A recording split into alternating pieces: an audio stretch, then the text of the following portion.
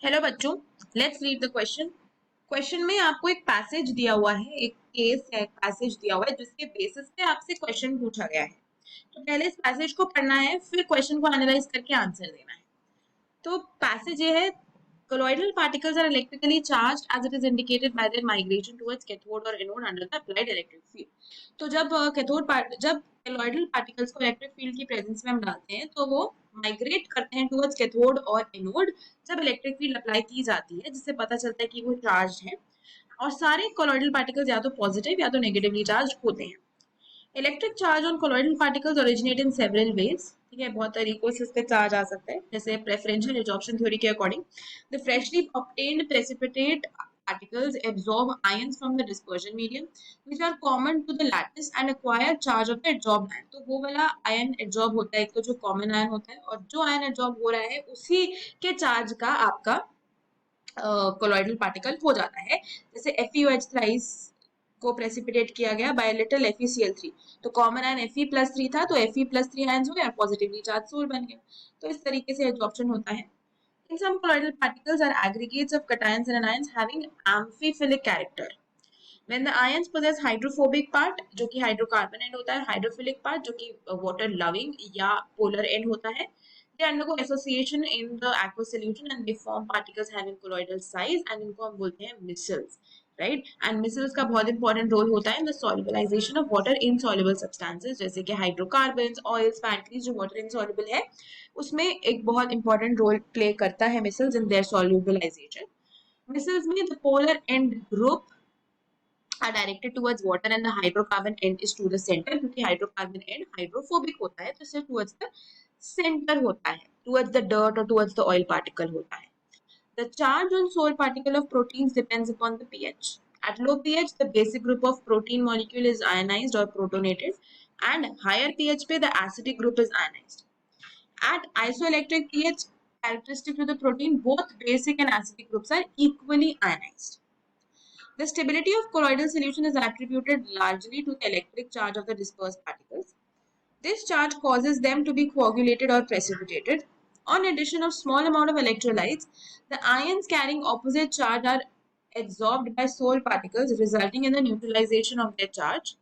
When the Sol particles, either with no charge or reduced charge, come closer due to Brownian movement, they aggregate to form bigger particles, resulting in their separation from the dispersion medium. This is what is called the coagulation or precipitation of the colloidal solution. The coagulating power of the effective ion depends on its charge and it is expressed in terms of its coagulating value, जिसको हम बोलते हैं as the minimum concentration that is needed to precipitate a given solute। ये coagulating value की definition है कि कितने millimoles of electrolyte हमें चाहिए, कितने millimoles चाहिए to coagulate 1 liter of a colloidal solution। Question कहता है under the influence of an electric field the particles in a sol migrate towards cathode. The population of the same soul is studied using NaCl, Na2SO4, Na3PO4 solutions. The coagulating value will be in the order।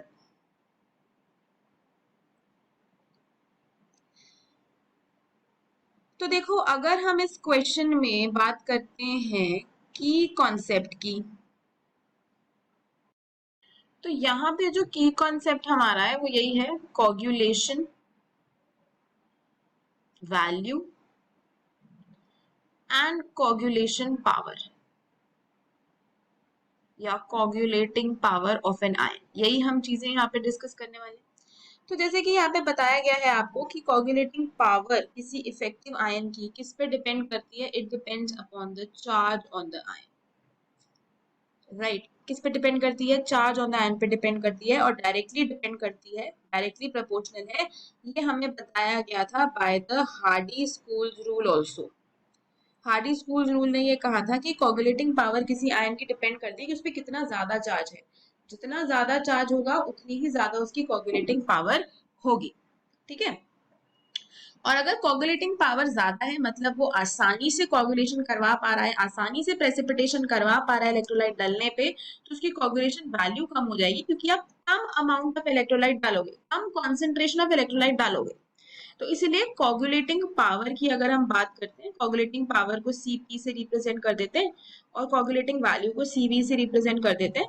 तो जो coagulating power है वो coagulating value से inversely related होती है। जितनी ज्यादा ion की पावर होती है कोगुलेट करने की, उतनी कम कॉन्सेंट्रेशन की जरूरत पड़ती है उसकी, तो इसलिए उतनी कम कोगुलेटिंग वैल्यू होती है उसकी, राइट। अब यहाँ पे बोला गया है कि आपका जो सोल पार्टिकल है ना, वो कैथोड की तरफ माइग्रेट कर रहा है। तो जब इलेक्ट्रिक फील्ड में आप डालते हो तो आपके पास दो इलेक्ट्रोड होते हैं, कैथोड होता है नेगेटिवली चार्ज और एनोड होता है पॉजिटिवली चार्ज। तो अगर आपका सोल पॉजिटिवली चार्ज होगा तभी वो कैथोड की तरफ माइग्रेट करेगा। तो जो सोल पार्टिकल है मेरे पास, यानी कि जो कोलॉइडल पार्टिकल मेरे पास है, वो पॉजिटिवली चार्ज है, वो मेरे पास पॉजिटिवली चार्ज है, तभी वो कैथोड की तरफ माइग्रेट कर रहा है।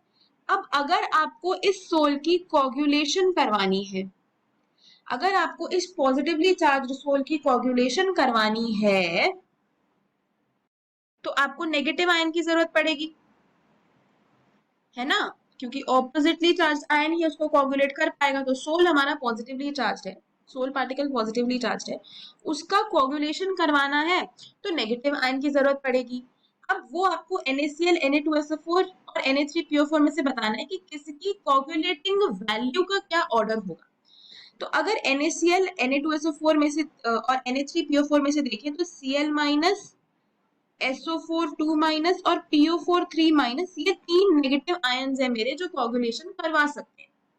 तो अगर मैं यहाँ पे Cp यानी कि कोगुलेटिंग पावर की बात करती हूँ, तो कोगुलेटिंग पावर किसकी ज्यादा होगी, जिसपे चार्ज ज्यादा है। तो कोगुलेटिंग पावर तो PO4 3 माइनस की ज्यादा होगी, फिर SO4 2 माइनस की और फिर Cl माइनस की होगी। लेकिन आपसे पूछा गया है कि कोगुलेटिंग वैल्यू का क्या ऑर्डर होगा। तो कोगुलेटिंग वैल्यू का ऑर्डर उल्टा हो जाएगा बिल्कुल, मतलब Cl माइनस की कोगुलेटिंग वैल्यू सबसे ज्यादा हो जाएगी, फिर SO4 2 माइनस की हो जाएगी और फिर PO4 3 माइनस की हो जाएगी। या इलेक्ट्रोलाइट्स के टर्म में कहें तो NaCl की सबसे ज्यादा, फिर Na2SO4 और फिर PO4 3 माइनस। तो ये तीन चार चीजें हैं जो यहाँ पे बहुत ध्यान देनी है ना, ये चीजें यहाँ पे बहुत ध्यान देनी है कि कोगुलेटिंग पावर क्या है, कोगुलेटिंग वैल्यू क्या है, उसी के बेसिस पे इस क्वेश्चन का हमें आंसर देना होगा। तो अगर इस क्वेश्चन का आप करेक्ट ऑप्शन देखो तो ये कहाँ दिया हुआ है आपको, इसका करेक्ट आंसर आपको कौन से ऑप्शन में दिया हुआ है, NaCl, Na2SO4, Na3PO4, ये दिया हुआ है आपको ऑप्शन नंबर ए में, है ना। तो ये जो आपका PO4 3 माइनस की जगह Na3PO4 होगा, right, this will be Na3PO4 और हमारा ऑर्डर ए में ही है, तो हमारा जो करेक्ट आंसर है वो ऑप्शन ए हो जाएगा। Hope you understood it well, best of luck.